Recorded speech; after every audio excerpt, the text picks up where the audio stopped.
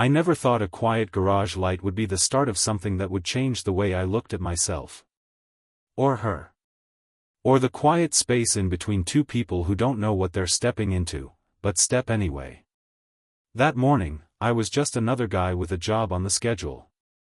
Tacoma was waking up slowly, wrapped in low gray clouds like it always did this time of year. My first call was routine.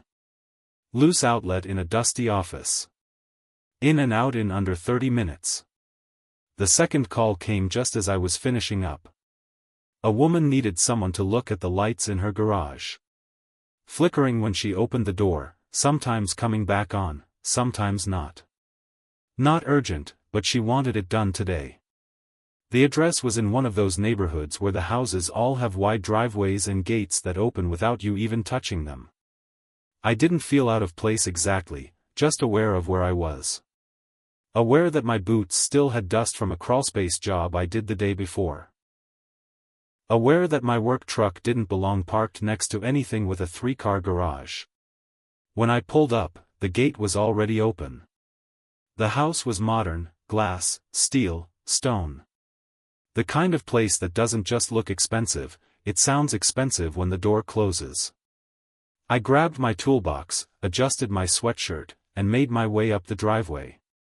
Just as I reached the side entrance, the door opened. She stepped out without looking up from her phone. Tall, early 30s maybe, dark hair tied back in a loose ponytail, wearing jeans and a fitted t-shirt that looked effortless in the way rich people manage to look casual and polished at the same time.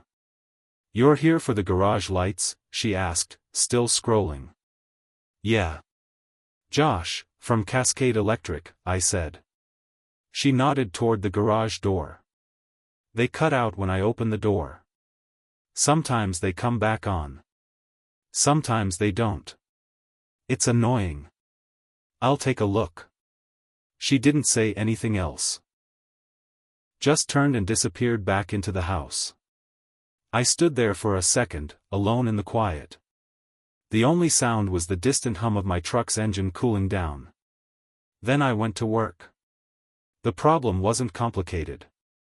Bad wiring on a motion sensor that had clearly been installed by someone in a rush, or someone who didn't care. I shut off the power, pulled the unit, stripped the wires, cleaned them up, and replaced it with something that might actually last. It took almost 2 hours, but I didn't mind. I like working with my hands. Things make sense when you're fixing them. You follow the wire, you find the break, you patch it. People aren't like that. People hide the breaks. I didn't hear from her the entire time. No check-ins. No small talk. Just the occasional sound of movement from inside the house. When I was finished, I tested the lights, flipped the breaker, and stood for a second watching them blink on and off perfectly. I packed up, knocked on the interior door, and waited. She came out a few seconds later, phone still in hand but not looking at it this time. Her eyes went to the lights. "They work now," she said. I nodded. "Yeah. It was a wiring issue. I replaced the sensor too. Should be good from here." She gave a small smile and tilted her head. "You're good at what you do." "Thanks," I said, genuinely. Then she looked at me for a beat too long, just enough to register. "You're handsome, you know that?" I blinked. I wasn't expecting it. Not in a garage, not covered in sweat and dust with my shirt sticking to my back. Not from someone like her. She didn't say it like it was a line. She said it like it was just a fact. Thanks," I stammered. She smiled again. This time, it felt warmer. A little slower. Like she was waiting to see what I'd do next. "So, Josh," she said, leaning lightly against the doorframe, "what else do you do besides fixing things?" I paused, not because I didn't know the answer, but because no one had ever asked me like that before. "Not much," I said. "Work keeps me busy. I'm more of a quiet evenings, early mornings type." "That's refreshing," she said, like she meant it. And for a moment, everything paused. The garage, the lights, the day itself. It was just the sound of her voice and the quiet space between us. Sometimes, the most unexpected connection doesn't come from the words you rehearse, but the ones that slip out when no one's performing. I didn't realize how much space one sentence could take up in my mind until I got back into my truck. "You're handsome, you know that?" It played on repeat, like a song lyric I didn't ask for but couldn't turn off. I sat there for a full minute, door closed, engine off, toolbox in the passenger seat, like it had just witnessed something personal. I wasn't used to that kind of attention, especially not from someone like her. Not in that setting. And not in a way that felt real. The next hour passed in a blur. I drove to my second job, an older man who needed help with a faulty breaker in his workshop. I smiled through the usual small talk, fixed the issue, and made sure to be extra thorough, like somehow that would balance out the chaos I felt inside. But every 15 minutes, I checked my phone. Nothing. No text. No missed call. Not even a notification I could pretend mattered. I hadn't asked for her name. I'd been too focused on the wiring, on staying professional. And then, just like that, she'd flipped the entire dynamic with one line, turned what should have been a forgettable job into a question mark that lingered in my chest. By the time Friday came around, I had convinced myself that maybe it was just a fluke. Maybe she didn't mean it. Maybe it was one of those things people say to fill a silence. Or worse, maybe it was a joke, a story she'd tell her friends later that night. I told the electrician he was cute. You should have seen his face. I tried to laugh it off, even repeated the story to myself out loud while drinking coffee in the parking lot of a hardware store. It didn't work. At 12:04 p.m., my phone buzzed. A message from an unknown number. "Hey, it's Ava from the lights. Still up for Saturday? I'll pick you up. Noon. Drop a pin." I stared at the screen for a second, like it might disappear if I blinked too fast. Her name, Ava, felt new but familiar. I didn't hesitate. I sent her the pin to a public parking lot not far from my apartment, just outside a strip mall. Safe. Neutral. A middle ground between my world and whatever hers was. She sent back a thumbs up emoji. That was it. The next morning, I woke up earlier than I needed to. I tried on 3 different shirts. They were all basically the same, but somehow one felt more like me than the others. I shaved, which I never do on weekends, cleaned my shoes, which was borderline pointless, and sat in the parking lot by 11:45, pretending to scroll through my phone while watching every car that turned in. At 12:02, I heard the low growl of something powerful. I looked up. A silver Porsche 911 Turbo pulled in, top down, sun catching the chrome like it knew it was being watched. She was behind the wheel, sunglasses on, hair loose in the breeze like she'd stepped out of a commercial and into my life. I stood up, wiped my palms on my jeans, and waited. She waved. "Josh." I nodded, walked over, and opened the passenger door. "That's me." "Hop in," she said, and smiled. The leather was soft, the scent of her perfume subtle, citrus and something expensive I couldn't name. As we pulled onto the highway, I finally asked, "So, where are we going?" "There's a place I go when I need to clear my head," she said. "You'll like it. I promise." We didn't talk much on the drive. Just soft music playing in the background, trees blurring past as the city faded into hills, then into forest.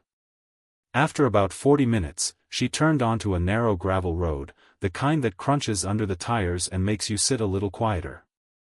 I started to hear it before I saw it, the steady rush of water nearby. She parked in a small clearing and led me down a short trail. The path opened into a pocket of silence broken only by the sound of a waterfall spilling into a wide pool. Rocks surrounded it, moss-covered and old. Trees arched overhead like they'd been guarding this place for 100 years. She didn't say anything for a while. Just walked to a flat rock, slipped off her sandals, and dipped her toes into the water. I sat beside her, did the same. The cold was sharp but refreshing, like something real enough to wake you up. I come here when I feel too big, she said quietly. Too loud, too everything. This place makes me feel small, in a good way. I didn't respond right away. I just watched the water ripple around our feet. We sat in silence. Not the awkward kind. The kind that fills the space like a blanket. I glanced over at her, and for the first time, she wasn't the woman in the Porsche or the sleek house or the gate that opened on its own. She was just Ava. Barefoot. Quiet.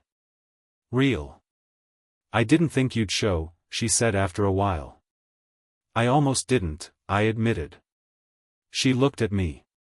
Why? Because I wasn't sure this was real. Her smile was soft, almost sad.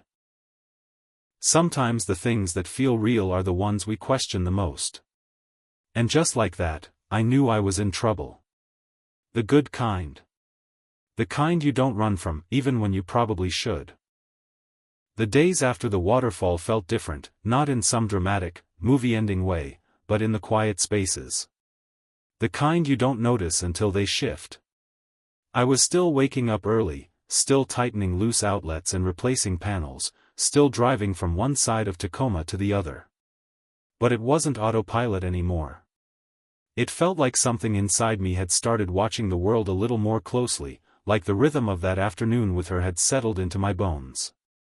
But Ava didn't text. Not once. I told myself not to expect anything. That maybe the moment had belonged to that place and that place only. Maybe she'd needed someone to talk to, and I'd just been there, wrong time, right energy. That's what I kept repeating. Still, I found myself glancing at my phone a little more than usual. Hoping. Wondering. Doubting. By Wednesday, the silence started growing roots. Not loud, but present. I started overanalyzing everything I said, everything she said. The way she looked at me when she said I made her feel seen. The way she didn't try to impress me.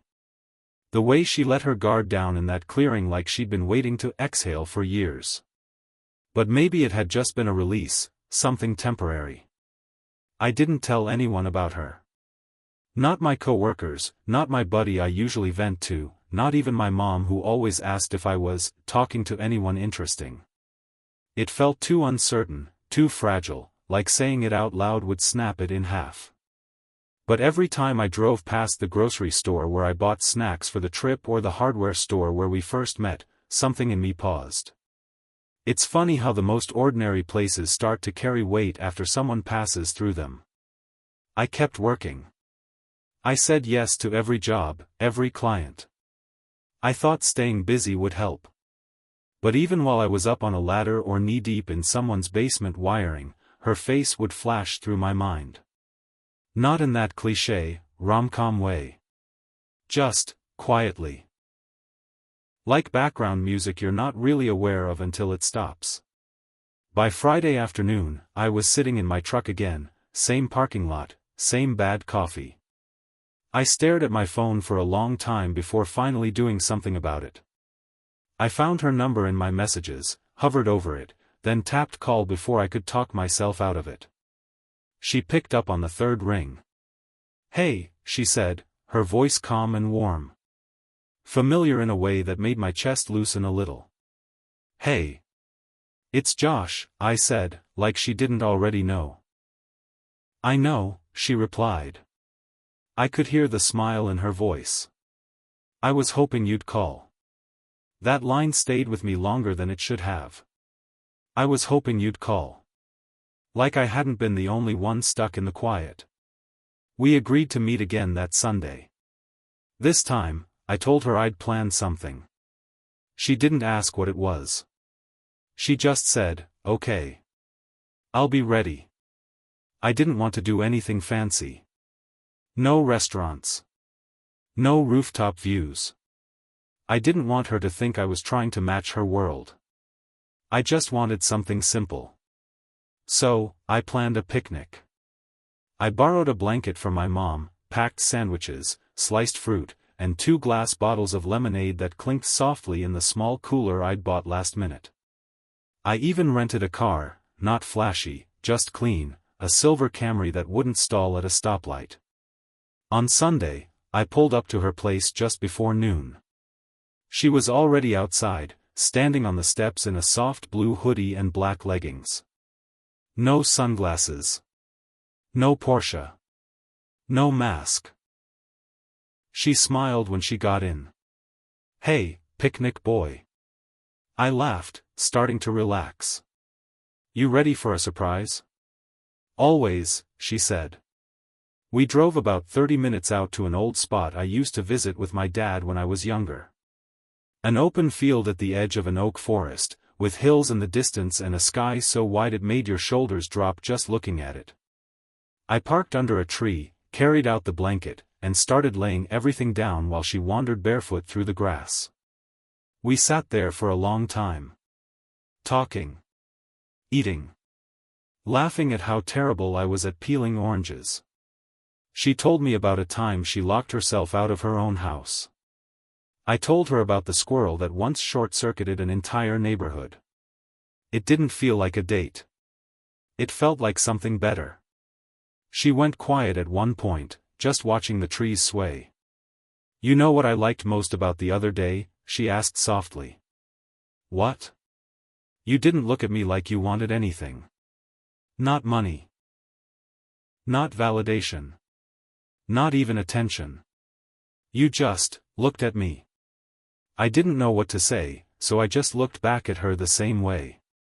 She leaned in slightly, and I met her halfway. The kiss wasn't dramatic. It wasn't fireworks or swelling music. It was quiet. Certain. Like we both knew exactly what it meant and didn't need to say it out loud. When we pulled apart, she smiled and said, "I was hoping you'd do that." I smiled too. I wasn't sure I could. "You're kind of intimidating," I added. She laughed, shaking her head. "I do that on purpose. Keeps the wrong people away." That moment stayed with me, her, barefoot in the grass, leaning in, not expecting anything. Sometimes, what you remember most about a day isn't what was said, but what didn't need to be. We didn't call it anything. We didn't label it. We didn't sit down and define what it was. But after that picnic, things felt like they'd shifted, like we'd both stepped just a little further in without needing to announce it. There was a softness between us now, one that settled in the way our conversations lingered or how she said, "good night," in a text that didn't need a reply. It wasn't constant. We weren't seeing each other every day. We both had our own lives, her startup deadlines and my back-to-back service calls. But in between, there was something steady. She'd send me a song she liked. I'd send her a photo of a cloud I thought looked like a dog. We weren't building something loud. We were just building. One Thursday night, she texted me. "You free tomorrow evening?" Technically always free, emotionally unavailable, professionally underpaid. "Why?" "Come over. My parents are out of town for the week. I want to show you something." I stared at the screen for a second, then typed back, "I'll be there." That Friday evening, I showed up just before sunset. I wore jeans and a black button-up, the cleanest one I owned. My boots were scuffed, but I'd at least wiped off the worst of it. The driveway looked different in the golden light, less intimidating somehow. The front door was already open when I walked up. She stood in the hallway, barefoot, in an oversized knit sweater that hung just below her hips. Her hair was tied up, no makeup, and she smiled like she'd been waiting, but wasn't in a rush. "Hey," she said, stepping aside. "Come in." Her house felt nothing like I imagined the first time I pulled up. It wasn't cold or sterile. There were candles burning in quiet corners, books stacked under windows, one slightly crooked painting above the fireplace. It was lived in, like she didn't care if everything was perfect, just that it felt like hers. She led me to the kitchen. 2 plates were already set on the island. The soft flicker of candlelight danced across the surface. "You cooked?" I asked, only half joking. She raised an eyebrow. "Technically, yes. I ordered and reheated it myself. Semi-domestic." We laughed, and then ate outside under a string of lights that stretched over the patio. The breeze was cool, and she handed me a hoodie from the back of a chair. "It's probably an ex's," she said with a small shrug. I didn't ask questions.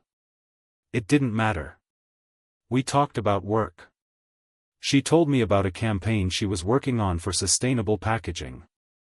I told her about a client who insisted their entire panel was haunted because the lights flickered every night at exactly 9:13. She asked what I really wanted to do, long-term. I said I wanted to start a small repair service, hire young guys who didn't want to go to college, teach them the trade. "Like a mentor thing?" she asked. "Yeah. Less fixing things, more building people." She nodded slowly, as if filing that away for later. Then she stood up and said, "Come on. I want to show you something." She led me upstairs to a door at the end of the hall. When she opened it, I wasn't sure what I was expecting. Definitely not what I saw. Canvases leaned against the walls. Some were unfinished, just pencil outlines or base colors. Others were layered with brush strokes, full of energy and texture. There was an easel in the corner, paint stains on the floor, a window cracked open with the smell of rain hanging just outside. "You paint," I said, more as a realization than a question. She nodded. "Not for anyone. Just for me." I stepped inside, slow, like I was walking into a part of her I wasn't sure I was supposed to see. "This is the only place I feel like myself," she said from behind me. "No makeup. No expectations. No pressure." I turned to face her. "You should feel like yourself all the time," I said. Her eyes flicked up to meet mine, and for a second, the confidence she usually carried so effortlessly cracked, just a little. She stepped closer, like she wanted to believe me but didn't know how.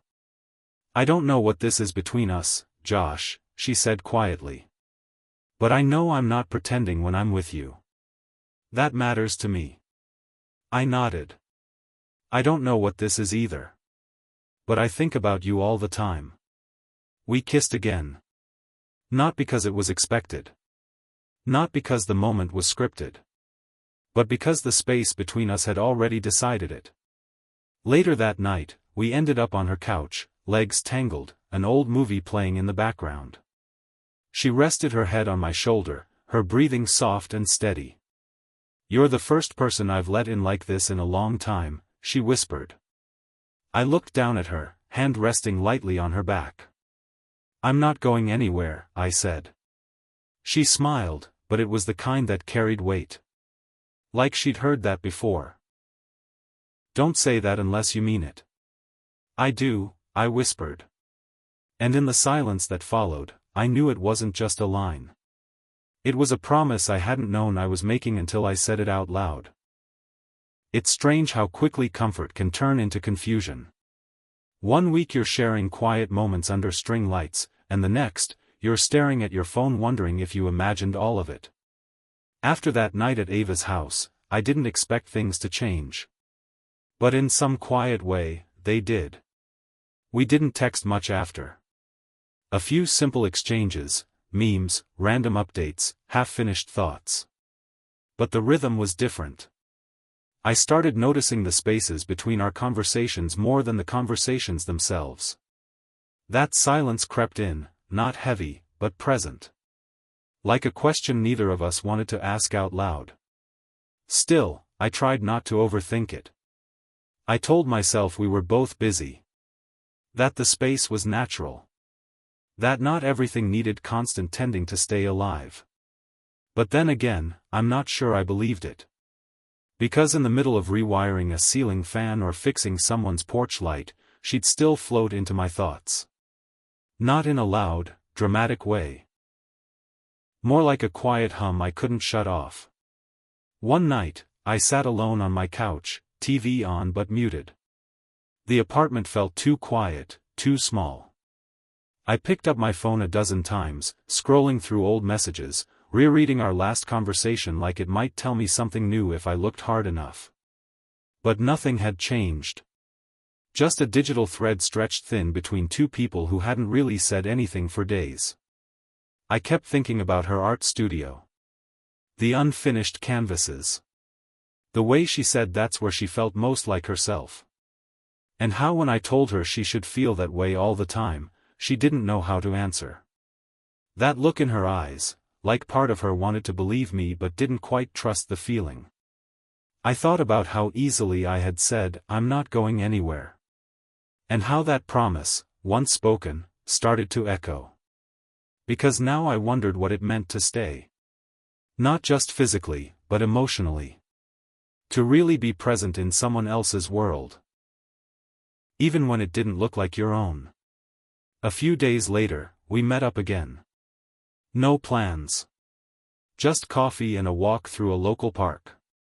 She wore a sweatshirt with the sleeves pulled over her hands, and we talked about small things, bad drivers, her weird neighbor, a kid who called me Captain Electricity during a job at a daycare.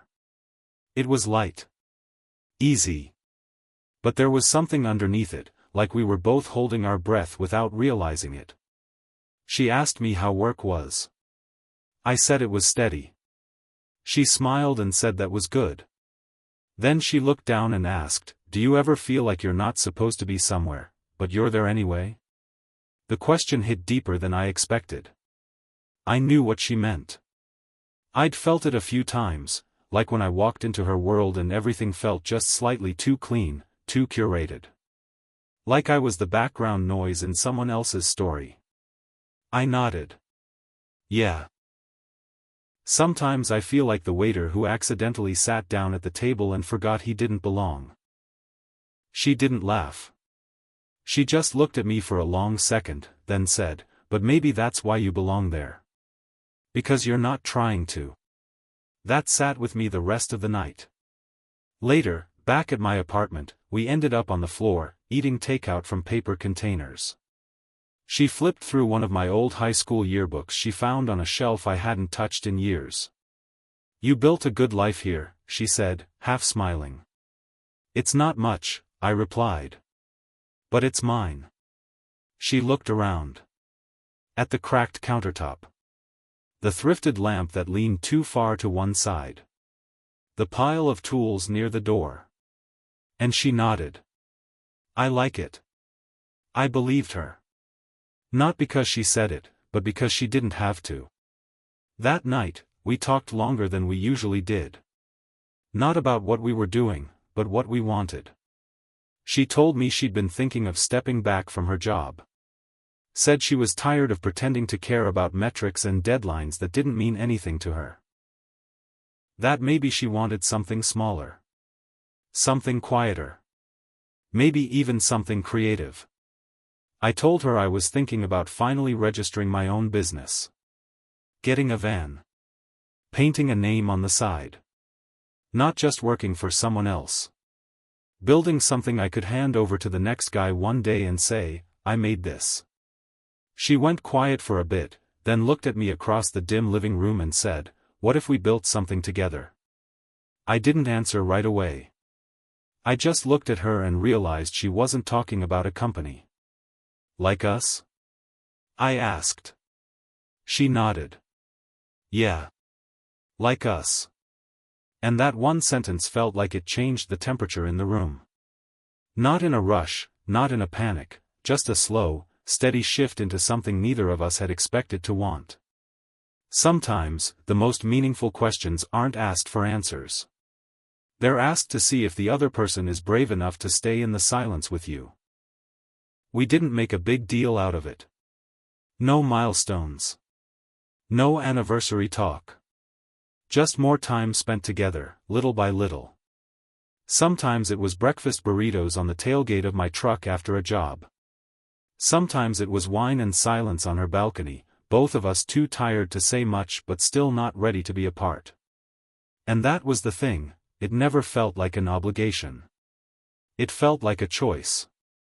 One we made again each time we showed up. I still had my own apartment, my own tools scattered by the door, my old coffee machine that sputtered more than it brewed. She still had her house with the wide windows and the front gate that opened before you even touched it. But there was a rhythm to us now.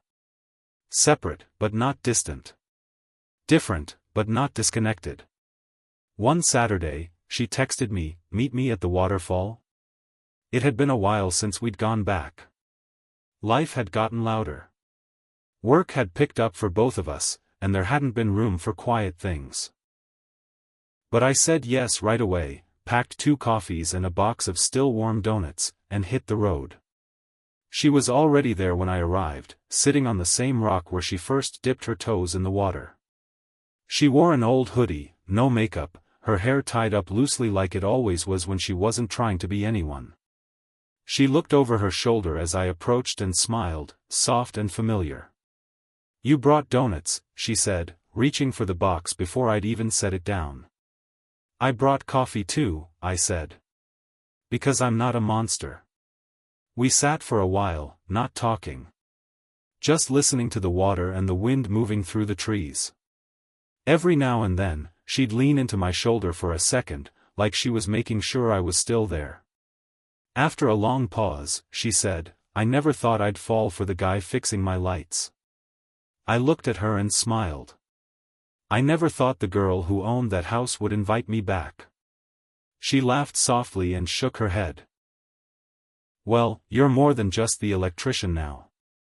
The words landed gently. Not dramatic. Not romanticized. Just, true. We didn't say much after that. There was no need to. She leaned her head on my shoulder, and we just sat there, drinking coffee that was already cooling and eating donuts that were probably a little stale. But somehow, it felt perfect. Later, on the drive back, she didn't ask to be dropped at the gate like she used to. I pulled right up to the front door. Before she got out, she turned to me, her fingers lightly brushing the back of my hand. "Text me," she said. "Anytime." And then she was gone. I sat there for a moment, the scent of lemon and lavender still lingering in the seat beside me. I didn't rush to leave. I let the quiet settle in. The kind of quiet that feels earned. The kind that says, "This isn't over." The next few days were light. Not because anything huge had happened. Just, light. I woke up a little easier. Drove to each job with less of that weight behind my eyes. It was like some part of me had been exhaling slowly ever since we met, and now I was finally breathing normally again. We texted more. Nothing grand. Just little things. Me, just fixed a ceiling fan while holding a flashlight in my mouth. I'm basically a superhero now. Her, spilled coffee on a silk blouse during a Zoom call. You're not alone. We sent each other photos of clouds that looked like dogs, or dragons, or slices of toast. Songs that reminded us of long drives. Inside jokes that didn't need explaining anymore. One night, I sent her a picture of my apartment with the lights dimmed, a cup of tea on the counter, and one of her favorite records spinning softly in the background. She replied with a picture of her kitchen, messy from dinner, candles burning low, and the caption, "We're figuring it out, huh?" I stared at that photo for a while, longer than I probably needed to. Then I typed back, "Yeah." One quiet moment at a time. The next Friday, she invited me over again. This time, she cooked. For real. Pasta that was slightly overdone and a salad she admitted came out of a bag, but I didn't care. We sat on the floor, eating with our legs crossed, music playing low from her speaker. After dinner, she showed me a new painting. It wasn't finished. The colors were still raw, the lines loose. But something about it felt more honest than anything she'd shown me before. "I don't even know what it is yet," she said, biting her lip a little. I looked at it. Then at her. "Maybe it doesn't have to be anything," I said. "Maybe it's just real." She looked at me then, really looked. And for a second, there was no past, no future, just this quiet space between us where neither of us was pretending anymore. Sometimes, the most beautiful things are the ones still becoming. It's been 4 months since the day I showed up to fix a flickering garage light. 4 months since she barely looked at me and pointed to the problem like I was just another name on her service invoice. And I was, for a while. That was all I was supposed to be. But somehow, in the middle of stripped wires and mismatched circuits, something else sparked. Something I didn't see coming. We're not together in the way people usually mean it. We don't share keys or sleep in the same bed every night. We still live in our own spaces, have our own routines, and keep our mornings to ourselves. But there's a thread between us now. A quiet one. Strong, but gentle. Neither of us pulls on it too hard. We just let it be. Sometimes we spend the whole weekend together. Sometimes it's just a walk, or a drink, or a few texts that carry more weight than they seem. There hasn't been a dramatic turning point. No big declarations. No, "will you be mine?" moment. Just a slow unfolding. Honest. Unrushed. And maybe that's why it feels real. But reality has layers. Being with someone like Ava came with unspoken terms. I learned that quickly. There were stares in restaurants, the kind where people try to figure out who you are, why you're there, how you fit. There were moments at dinner parties where I stood in a room full of people talking about investment rounds in Paris in the spring, holding a glass of ginger ale and feeling like I'd walked into the wrong movie. More than once, I caught someone looking at me like I was the help who forgot to leave. One night, I told her. I said I didn't feel like I belonged. That I felt small in rooms like that. She looked at me, calm and sure, and said, "That's because you're not like them. And that's exactly why I brought you." I didn't say anything at first. Just sat with those words for a while. It didn't make everything easier. But it made something inside me quieter. At work, things started to shift. I said no to a few extra jobs. Not because I didn't need the money, but because I wanted more time. Time to breathe. To think. To be present. My boss noticed. He didn't say much, just nodded one day and said, "You seem different." I just smiled and kept working. Ava came over to my apartment one night. She sat on my worn-out couch, barefoot, flipping through a yearbook I didn't know I still had. The place smelled like coffee and old paint. It wasn't impressive. But she looked around like it meant something.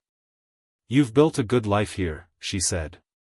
"It's not much," I replied. "But it's mine." She nodded, brushing a strand of hair behind her ear.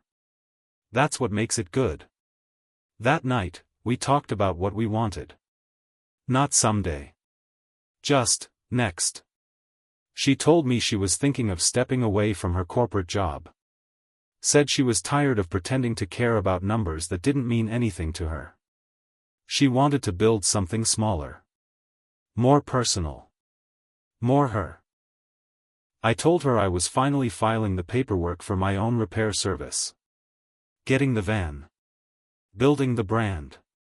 Not just fixing things, but building something that lasted. Then she said something I didn't expect. "What if we built something together?" I looked at her. "Like what?" She smiled, a little nervous for once. "Like us." I didn't answer right away. I just took her hand, because words didn't feel like enough. Now, every time I walk into a stranger's house to fix a light or reset a panel, I think about how the smallest moments can turn into the biggest things. I'm still Josh. Still 24. Still figuring it out one bill, one fuse, one day at a time. But I'm not moving through life like I used to. I'm moving forward. With purpose. With someone beside me who sees me, not for what I do, but for who I am when I stop trying to prove anything. Last weekend, we went back to the waterfall. Same rock. Same quiet. This time, we brought coffee and donuts. I had my arm around her. She leaned her head on my shoulder, and we sat there without talking, just listening to the water and letting the silence fill the spaces we didn't need to explain anymore. She turned to me and said, "You know, I never thought I'd fall for the guy who came to fix my lights." I smiled. I never thought the girl behind the open gate would become my favorite reason to stay. She didn't say anything after that. She just reached for my hand and held it tighter. Sometimes, the best stories don't come with an ending. They come with a feeling that lingers, soft, unfinished, and quietly true.